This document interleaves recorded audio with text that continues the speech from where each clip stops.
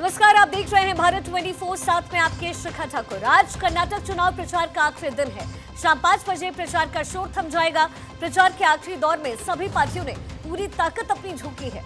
BJP से Anurag Thakur, VK Singh, Madhya Pradesh से मुख्यमंत्री शिवराज सिंह चौहान चुनाव प्रचार कर रहे हैं। वहीं कांग्रेस महासचिव प्रियंका गांधी भी रोड शो लगातार कर रही है। कर्नाटक चुनाव में बजरंग बली की एंट्री से मुकाबला काफी रोमांचक हो गया है। जीत और हार का फैसला तो 13 मई को होगा। आज आखिरी दौर के इसी प्रचार पर बातचीत हम करेंगे, जिसमें हमारे साथ कई मेहमान भी जुड़ेंगे जो बताएंगे कि बजरंग बली के सहारे किसकी नैया लगेगी किनारे और कौन होगा कर्नाटक का किंग। लेकिन उससे पहले आपको एक रिपोर्ट दिखाते हैं।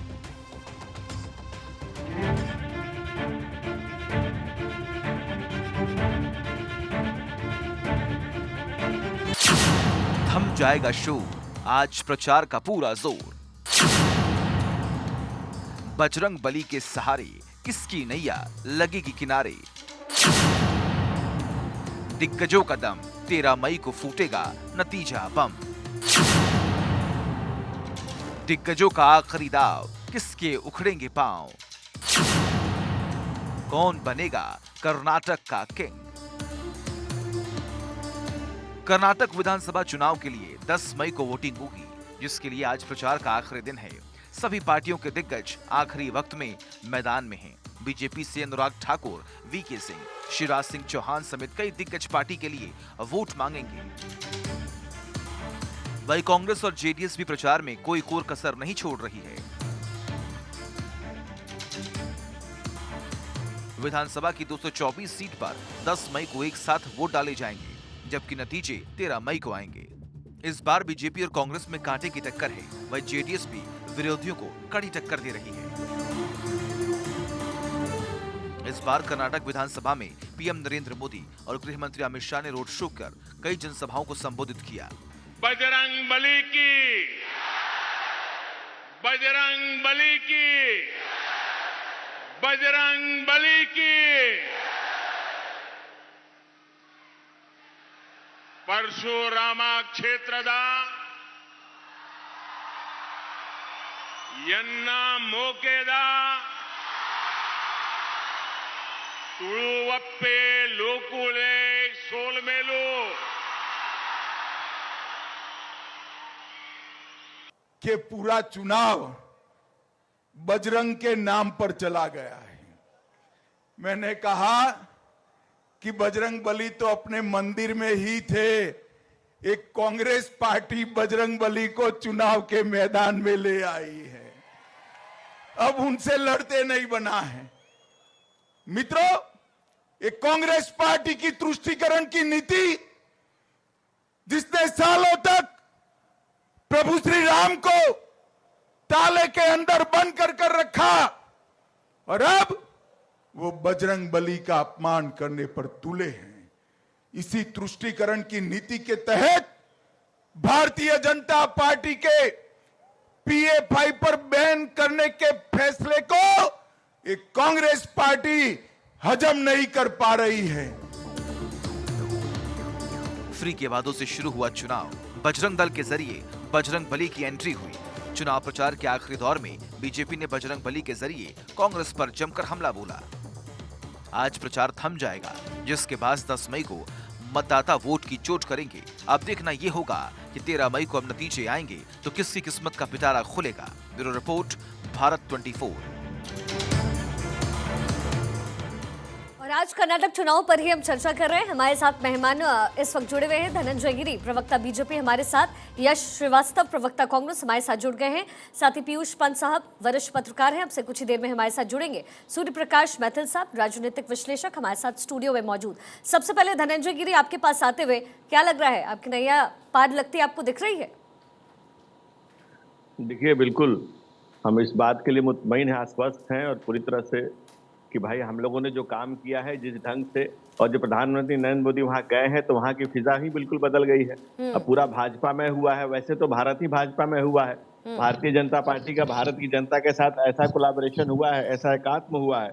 भारत की जनता भारतीय जनता पार्टी को हर जगह विजयी बना रही है। लेकिन कर्नाटक में हम और भी आश्वस्त हो गए हैं। जिस तरह से कांग्रेस ने जो काम किए हैं, रही सही कसर कांग्रेस ने भी पूरी कर दी है।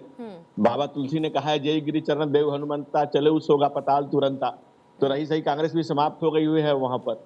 अब पूरी तरह से भाजपा का वहां पर विजय, प्रचंड विजय होगी, कमल खिलेगा और पूरी तरह से खिलेगा। भगवान ईश्वर का कृपा आशीर्वाद और जनता का प्रेम स्नेह हमारे साथ है। और हमारे प्रधानमंत्री जी ने जो नारा दिया है, महामंत्र दिया है, सबका साथ, सबका विकास, सबका विश्वास, सबका प्रयास, उसका दिख रहा है। और जिस रंग से रोड शो हो रहे हैं, ये उमड़ता हुआ जन सैलाब जो भी आपके टेलीविजन चैनल पे दिख रहा है, और प्रधानमंत्री की जो सभाएं हो रही है या जो रोड शो हो रहा है, जो रैलियां हो रही है, न भूतो पता नहीं न भविष्यति कभी वैसा होगा कि नहीं, लेकिन जिस तरह से नरेंद्र मोदी का जो व्यक्तित्व है, जो स्वतः स्फूर्त है, जिसमें क्या बाल, क्या वृद्ध, क्या बच्चे, क्या युवा, क्या नारी, क्या पुरुष, हर उम्र के लोगों को आप देखिए, उनको एक झलक पाने के लिए, उनको देखने के लिए जिस ढंग से लोग लालायित हैं, जिस तरह का आकर्षण पैदा हुआ है, जो नरेंद्र मोदी जी को देखने के लिए, सुनने के लिए, समझने के लिए, जानने के लिए जो भीड़ खड़ा हो रही है, आपके चैनल पर भी बगल में आप स्क्रीन पे दिखा रही हैं, आप देखिए किस ढंग का जन सैलाब उमड़ा हुआ है। ये जन सैलाब, जन आशीर्वाद और जन आकांक्षा में जब बदलेगा तो हम इस बात के लिए निश्चिंत है कि 13 मई और भाजपा की प्रचंड बहुमत की सरकार। पीयूष पंत, सीनियर जर्नलिस्ट, वो भी हमारे साथ जुड़ गए। बहुत स्वागत सर आपका भारत 24 पर। यश जी, अब आपके पास आते हुए, कांग्रेस प्रवक्ता हैं आप, देखिए जिस बात का जिक्र धनंजय गिरी कर रहे थे, इसमें कहीं ना कहीं सच्चाई तो है। और चूंकि मुझे बोलने की लगता है जरूरत नहीं है, क्योंकि धनंजय जी खुद ही कह रहे हैं कि थोड़ा बहुत शुक्रिया जो है वो आपका अदा कर देना चाहिए, कांग्रेस पार्टी का अदा कर देना चाहिए। मौका कांग्रेस दे देती है। मैडम, मौका कांग्रेस ने जनता के लिए खुद निकाला है, जनता के लिए, इनके लिए नहीं। आप ये जो बार बार धर्म के नाम पे राजनीति यहाँ पे मचा रहे हैं, मैं धनंजय गिरी जी को बता देता हूँ, महावीर विक्रम बजरंगी कुमति निवार सुमति के संगी। विक्रम बजरंगी कुमति के संगी नहीं है, कुमति के संगी संगी हैं। आप लोगों ने धर्म की राजनीति करी है।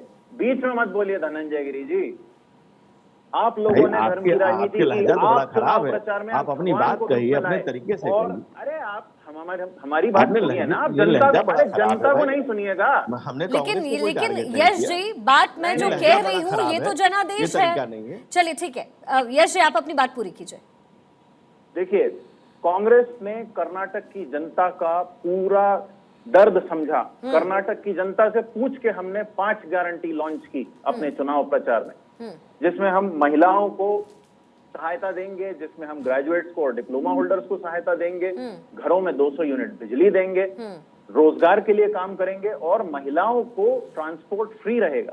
ये हमने जनता से पूछ के ये चुनाव में लॉन्च किया है। और जो भाजपा कर रही है वो अपने प्रचार के लिए भगवान का इस्तेमाल कर रही है। भगवान को तो ये खुद नकारते रहते हैं।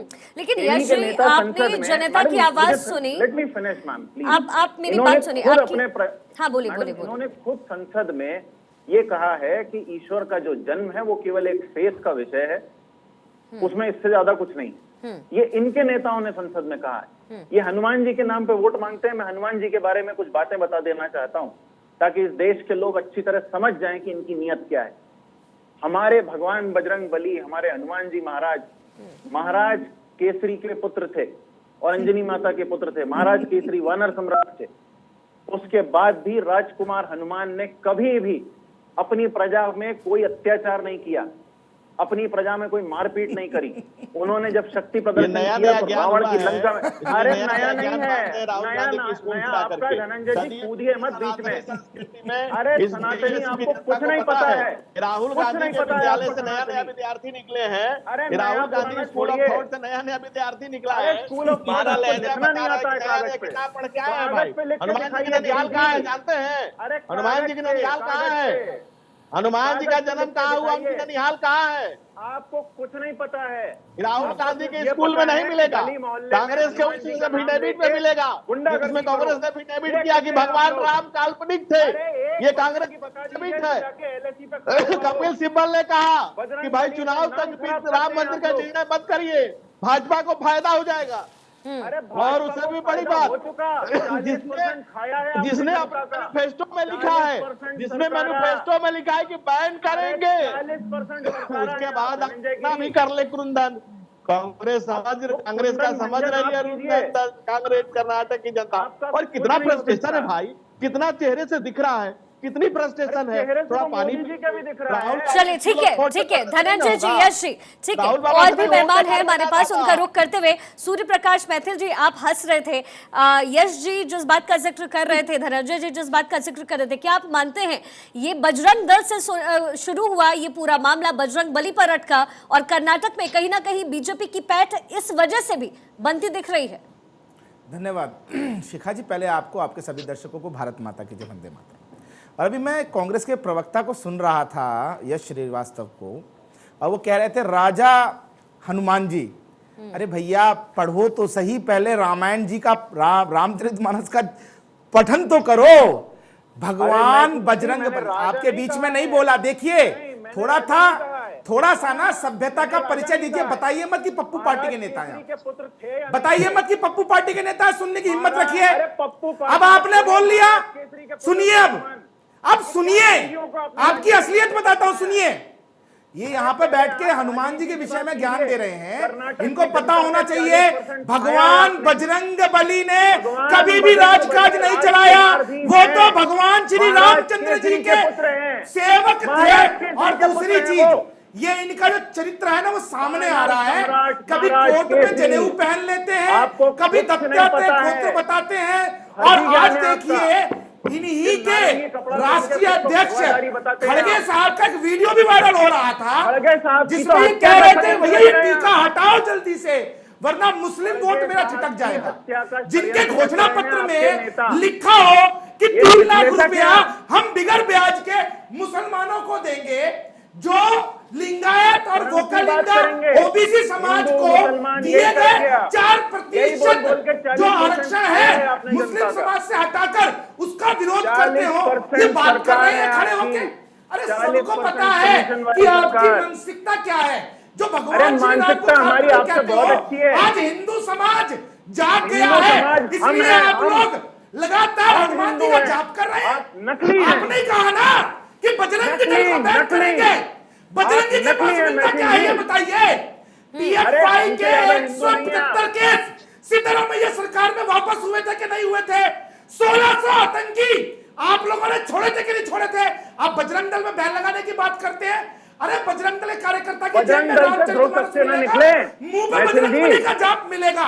अरे पीएफआई के कार्यकर्ता की तरह नहीं, जिसके बैग में हथगोला मिलेगा, कंधे पे असॉल्ट राइफल मिलेगी और हाथ में होगा हिंदुस्तान को 2047 तक इस्लामिक राष्ट्र कैसे बनाए। ये आप लोगों की ही मानसिकता है, जो आज केरला के अंदर 50,000 से ज्यादा लड़कियां भारत में से बाहर जा चुकी है। जान दे रहे हैं बैठकर। मैथिल जी वापस केरला से कर्नाटक की तरफ। यश जी प्लीज मैथिल जी, यश जी मैं गुजारिश करूंगी प्लीज आप शब्दों की मर्यादा रखें प्लीज। पीयूष पंत साहब सीनियर जर्नलिस्ट हमारे साथ जुड़े हुए हैं। पीयूष जी, क्या लग रहा है कर्नाटक का ये पूरा चुनावी रण बजरंग बली पर आकर अटका है, लेकिन वोट का फायदा बीजेपी लेती नजर आ रही है और वो लगातार बीजेपी की तरफ से भी ये कहा ही जा रहा है ऑल थैंक्स टू कांग्रेस। देखिए शिखा जी, अगर बजरंग बली के ऊपर जो है चुनाव होता है और वोटिंग होती है, तो मुझे लगता है कि ये क्योंकि न केवल जनता जो है राजनीतिक दिवालियापन है, बल्कि कहीं न कहीं जनता की सोच पे भी एक सवाल उठता है, क्योंकि ये चुनाव है जनता के कल्याण के लिए एक सरकार बनाने का चुनाव है।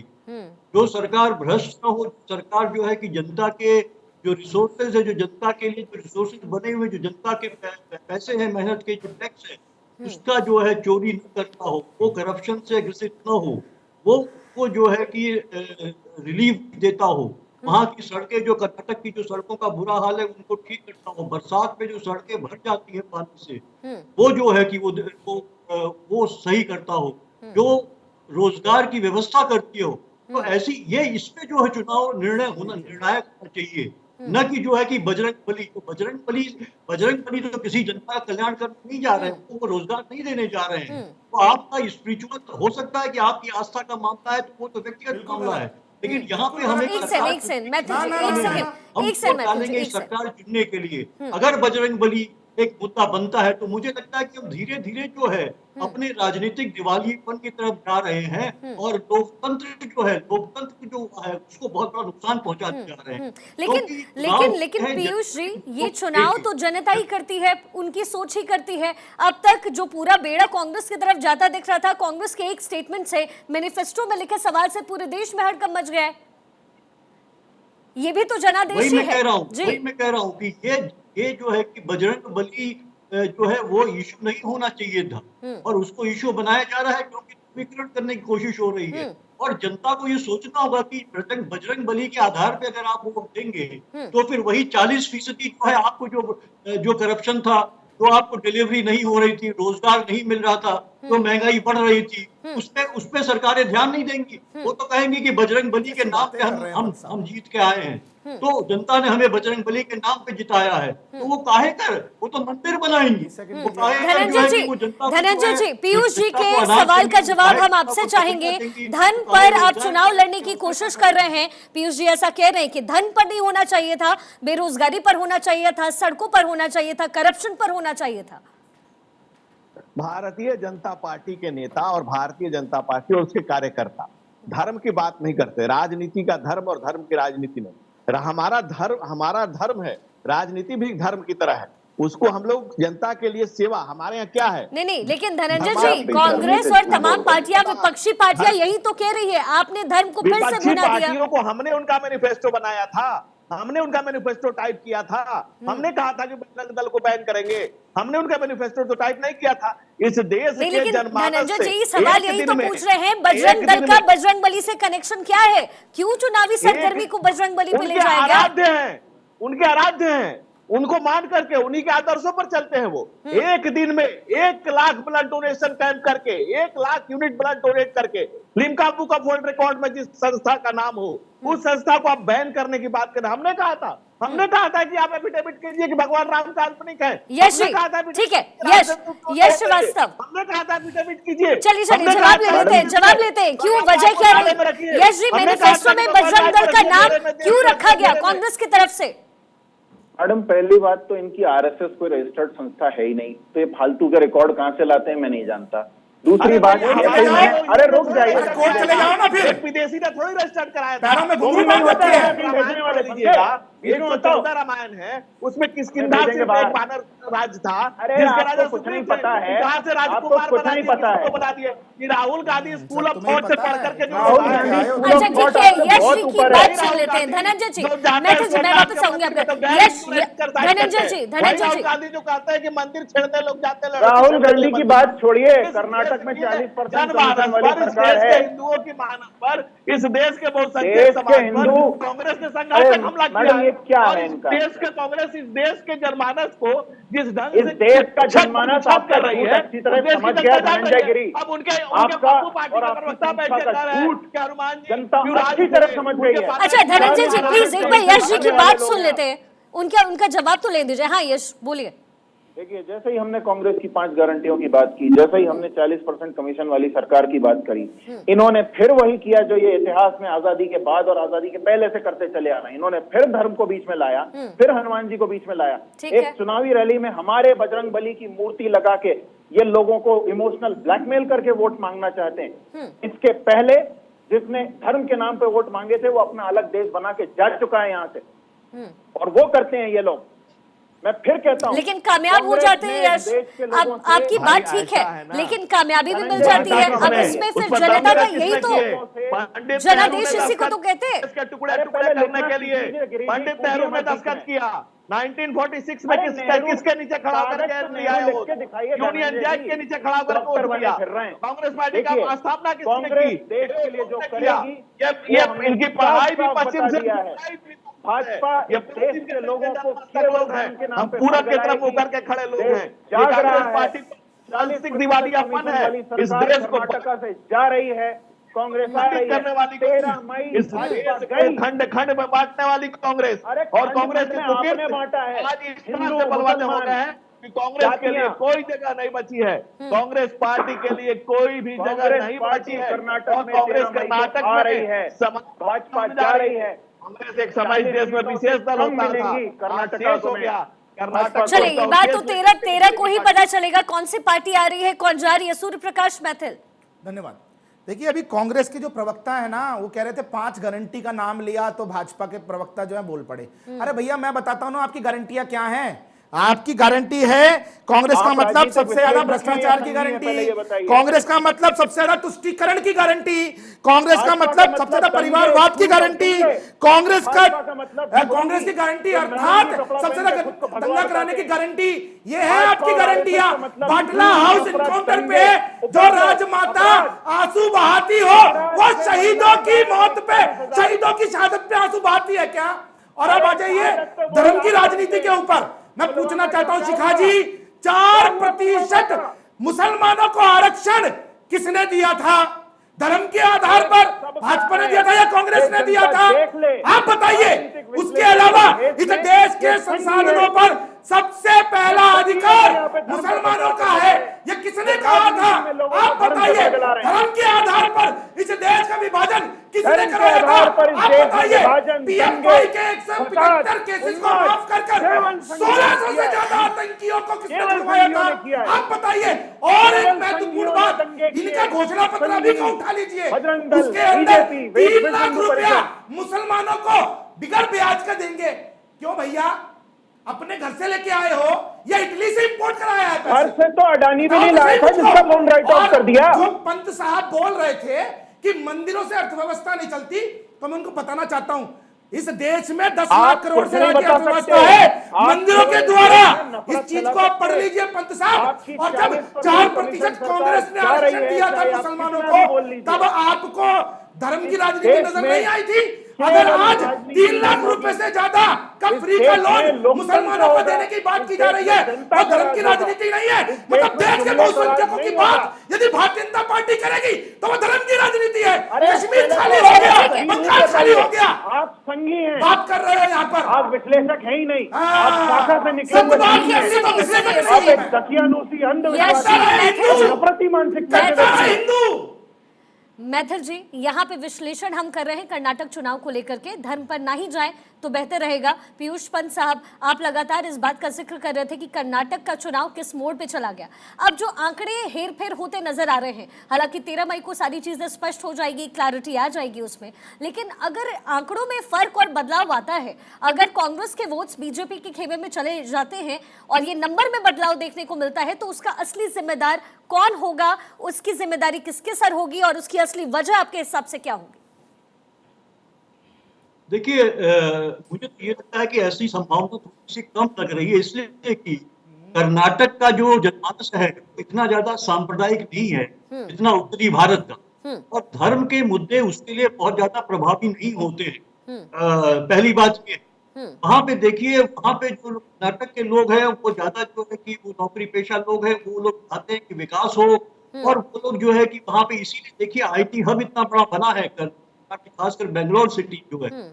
और तो इसलिए वहां का जो उसके अगर आप देखेंगे तो समुदाय में इस तरह की भावनाएं बहुत कम होती है। धार्मिक, हालांकि ये कोशिश हो रही है इस बार भारतीय जनता पार्टी की तरफ से कि उसको किया जाए, लेकिन मुझे नहीं लगता कि बहुत इम्पैक्ट पड़ेगा। लेकिन अगर पड़ता है तो निश्चित रूप से इसके लिए पहला कांग्रेस को ही जाता है, इसलिए जाता है कि वो, क्योंकि भारतीय जनता पार्टी इस तरह की राजनीति करती है सांप्रदायिक, तो उनको एक मुद्दा पकड़ा देना खुद ही पकड़ा देना, तो उसके लिए खुद मुझे लगता है कांग्रेस कहीं न कहीं जिम्मेदार मानी जाएगी। दूसरी बात ये, कहीं न कहीं जनता भी थोड़ी बहुत, मैं सोचता हूँ कि वो भी जिम्मेदार मानी जाएगी, क्योंकि जनता को देखिए धार्मिक मुद्दे अलग होते हैं, वो कोई सरकार चुनने में धार्मिक मुद्दे काम नहीं आते हैं। अगर सिर्फ धर्म के आधार पर आप देंगे तो आपको फिर पता कि आपके कल्याण के लिए, आपके विकास के लिए मुद्दे हैं वो गौण हो जाते हैं, सारे सत्ता में आती। तो कहीं न कहीं जनता अगर धर्म के नाम पे वोट देती है तो मुझे लगता है कि और ये बदलाव आता है कहीं, तो आंकड़े में अगर बदलाव आता है तो उसके लिए मैं पहला नंबर कांग्रेस को, दूसरा जनता को भी मानूंगा। इससे उस प्रभाव में आके वोट देगी तो निश्चित रूप से नुकसान जनता का होगा। चलिए ठीक है धनंजय जी, लेकिन 16% आबादी कर्नाटक में मुस्लिमों की भी तो है। बजरंग दल को बैन करने की बात जब कांग्रेस की तरफ से कही गई तो कहीं ना कहीं 16% आबादी की तरफ कांग्रेस का रुख था। इनके लिए कोई परेशानी है नहीं, तो धर्म की गुड्डी पिलाते रहो, चलिए ठीक है, धर्म का ही सवाल धनंजय गिरी से किया है मैंने। पीयूष साहब, कानून व्यवस्था का 16% मुस्लिम आबादी कर्नाटक में है धनंजय गिरी, और कहीं ना कहीं कांग्रेस के बजरंग दल को बैन करने की बात कहा यही जा रहा है कि सपोर्ट 16% की उस आबादी से लेना था कांग्रेस को। वहां पे चली। देखिए, कांग्रेस की सबसे बड़ी कुलबुलाहट जो थी, वो परेशानी जो थी वो यही थी, इन्हें लगा कि ये जो 16% वोट है ये जेडीएस के साथ न चला जाए, वो जेडीएस के साथ न चला जाए, इस अकुलाहट कुलबुलाहट ने, और वहां और भी दलों की एंट्री हो चुकी थी, कांग्रेस को लगा कि हमें कैसे उनका खैर खा बनना है, हम कैसे उनके हृदय में रहें, कैसे अपीजमेंट की पॉलिटिक्स करें, जो तुष्टीकरण की राजनीति कांग्रेस शुरू से करती आ रही है, कांग्रेस ने उसी का ताना बाना बुना। और चूंकि पीएफआई तो ऑलरेडी बैन है, तो फिर उसमें लिखने का मकसद क्या, आप मुझे बताइए। जो चीज बैन है ऑलरेडी, उसको लिखना है कि बैन कर देंगे, सिर्फ बजरंग दल को बैन करने का लिखा। ये तुष्टीकरण की राजनीति का पीएफआई खेल से खेला गया। बजरंग दल का कंपैरिजन हुआ क्या धनंजय जी? पीएफआई से किया गया। बजरंग दल, लेकिन किया गया और अपमानित किया गया। धनंजय जी, इस बयान के बाद जिस तरीके से बजरंग दल की तस्वीरें आई, वो आप मध्य प्रदेश ले लीजिए, वहां पर कांग्रेस के दफ्तर पर हमला हुआ, फिर वही स्थिति पैदा हो गई, उनको भी एक मौका मिल गया, कांग्रेस को एक मौका मिल गया फिर से। देखिए, ऐसा है ना, आप किसी के सेंटीमेंट को घात कर आहत करेंगे, किसी के मनोदशा पर प्रहार करेंगे। एक राष्ट्रवादी संगठन जिसके नाम से मैंने पहले भी कहा, रिपीट कर रहा हूं, 1 लाख यूनिट ब्लड डोनेशन करने का पूरे विश्व का एक रिकॉर्ड है, वैसे संस्थानों पर जब आप संघातक हमला करेंगे, पातक हमला करेंगे, तो निश्चित से प्रतिक्रिया होगी, क्रिया का प्रतिक्रिया होती है। लेकिन कांग्रेस ने ये क्यों किया? कांग्रेस ने ऐसा क्यों कहा? क्योंकि सिर्फ उन्हें अपीजमेंट करना था, तुष्टीकरण करना था।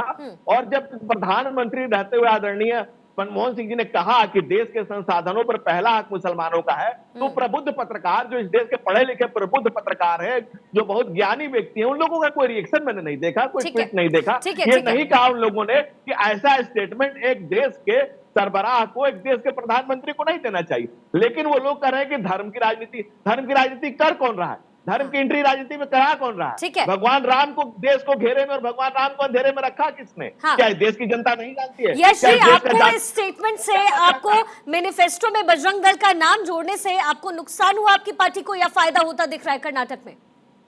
मैडम, 2 बातें साफ कर देता हूं। पहली बात तो ये कि इस देश की जनता खुद परेशान है इनके अलग अलग दलों से, जो अब बहाने ढूंढ ढूंढ के तोड़ फोड़ तबाही अपराध करते हैं। और उसकी प्रतिक्रिया इन्होंने ये दी कि किसी ने इनको बैन करने की बात की, उनके भावनाएं आहत हो गई, तो उन्होंने अपराध करके दिखा दिया। ये इनका जस्टिफिकेशन है गिरी जी का। दूसरी बात, ये जो राम के नाम पे चाहे जब बोलते रहते हैं, इनके पार्टी ने ये बोला है कि एक नश्वर मानव राम को लाए हैं। ये बात जिस दिन हिंदुओं को दिखेगी, उस दिन इनका पत्ता साफ हो जाएगा देश। आप नाम बताइए। ये टूल गाना बज रहा है धनंजय गिरी जी, बीच आप नाम बताइए किसने बोला? अरे बीच में बताइए नाम क्या? आप नाम बताइए किसने बोला? आपके यहाँ भजन के नाम से चलता है वो? आप नाम बताइए किसने बोला? से चलता है, मुझे क्या मालूम? आप नाम बताइए किसने बोला? आपका आदमी है, क्या नाम है उसका? अरे मुझे क्या पता है यार, इतना लंबा भजन बना के रखा है आपने। अच्छा चलिए, ठीक है ठीक है ठीक है। ये झूठी कांग्रेस और झूठे उसके लोग। चलिए धनंजय जी, एक आखिरी कमेंट आपसे। 224 में से बीजेपी कितनी सीट आ रही है? मेरे पास वक्त बहुत कम है। 224 में कितनी सीटें बीजेपी के खाते में? धनंजय जी, 224 में से कितनी सीटें हैं? जल्दी से। मैक्सिमम सीटें हम तो कहेंगे सारी सीटें 224 में से कितनी सीटें? का जितना आशीर्वाद। देखिए यश जी 4 बता रहे हैं। यश जी, आपकी कितनी सीटें आ रही है कर्नाटक में? हमारी आएंगी 150, इनकी 40। इनकी 40 सीटें। चलिए, बीजेपी की तरफ, यश जी की तरफ से बीजेपी का खाता तय कर दिया गया है। 40% सीटें भी नहीं। चलिए ठीक है, बहुत माफ कीजिएगा, मेरे पास समय की थोड़ी सी कमी है। बहुत बहुत शुक्रिया आप सभी का हमारे साथ जुड़ने के लिए। तो देखिए, कर्नाटक के रण में, चुनावी मैदान में प्रधानमंत्री लगातार उतरे हुए हैं, और कहा जा रहा है कि वहीं से मास्टर स्ट्रोक प्रधानमंत्री द्वारा खेला जा रहा है। लेकिन 13 को ही तय होगा कि कर्नाटक में किसकी ऊंट किस करवट बैठती है, किसकी जीत दर्ज होती है।